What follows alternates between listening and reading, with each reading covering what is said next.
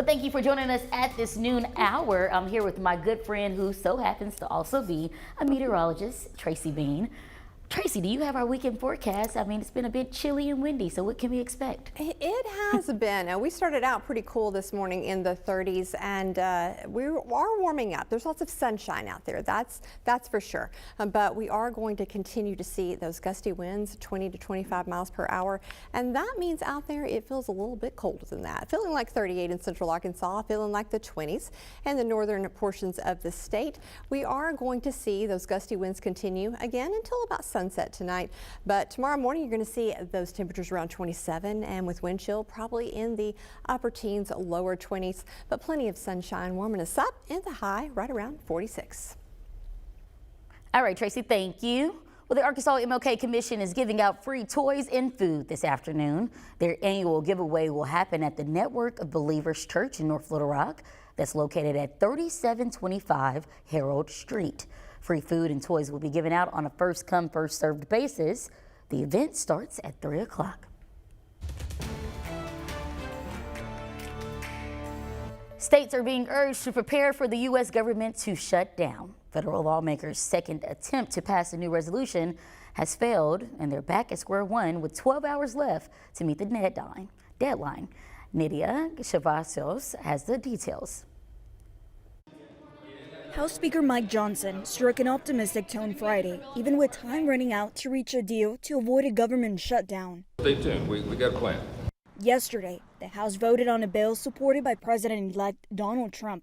It kept billions in disaster aid for hurricane-devastated communities, but cut priorities for Democrats, including health programs, and added Trump's demand to suspend nation's debt ceiling. But dozens of Republicans joined Democrats to vote against it. Not going to go vote for another debt ceiling increase without actual specifics on what the cuts will be.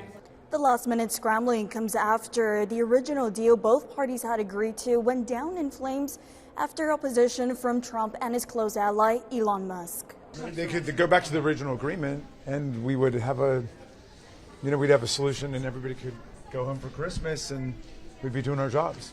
In a social media post Friday, Trump tried to shift the blame, writing, "If there is going to be a shutdown of government, let it begin now, under the Biden administration, not after January 20th under Trump. This is a Biden problem to solve."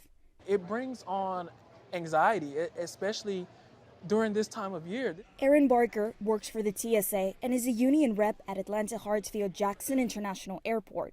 We are definitely praying and hoping, fingers, toes, whatever you can cross, that it does not happen. He warns that even though TSA officers are essential employees and remain on the job, there could be shortages if some don't get paychecks, then don't show up, affecting travelers nationwide. Nydia Chavazos, CBS News, Capitol Hill. Well, Governor Sanders is instructing local agencies on the protocols of a government shutdown. Sanders sent the memo to cabinet members ahead of the midnight deadline. If the government shuts down, funding will be stripped away from any agency that is not a necessity to the health, safety, and welfare of the public. Agencies who have their own sufficient federal funding can use their money until it runs out. Any other programs and employment dependent on federal money would otherwise be suspended. Here at home, Arkansas received $10 million to maintain its broadband connectivity system. It's made possible through the NTIA's State Digital Equity Capacity Grant. The state's broadband office intends to use that money for creating new programs. They will be molded after the Arkansas Digital Skills and Opportunity Plan. The comprehensive approach will allow effective use of the latest tech. Now, in a statement, Governor Sanders says the state's new broadband system cannot reach its full potential without learning the fundamentals. She continues by saying the grant will, quote, be critical to closing the digital divide and putting communities on the path to success. One Arkansas man convicted of storming the U.S. Capitol has submitted another request to delay his sentence. Nathan Hughes was sentenced to 25 months in prison, followed by 3 years of probation and a $5,000 fine. His lawyers have asked a federal judge to wait until President-elect Trump is in office for Hughes to start serving time. They cited a chance for receiving a presidential pardon. The same judge previously declined a similar request before Hughes was sentenced. And at the local level, police are working to learn why a man was shot dead overnight in England, Arkansas. While you were preparing for bed, England police received a call from a home on High Street. After arriving, they found 19-year-old Shavion Sheets dead on the scene. Investigators are working to learn what led to the shooting and who is responsible. In North Little Rock, police are tracking down 2 people they believe have a connection to a man's death. This man, Breonte Walls, is already in jail accused of capital murder and aggravated robbery. Authorities are trying to locate 2 other people. Jarquez Butler and Devontae Hayes both have warrants out for their arrest. As for the shooting incident, it happened over a month ago on November 12th. That's when police discovered Giovanni Castillo's injured body. He later died after being taken to the hospital. If you see either of the people that we just showed you, you're asked to call police. After announcing plans to consolidate, the Little Rock School Board found themselves in hot water with the public again. In response, they held meetings to hear local concerns.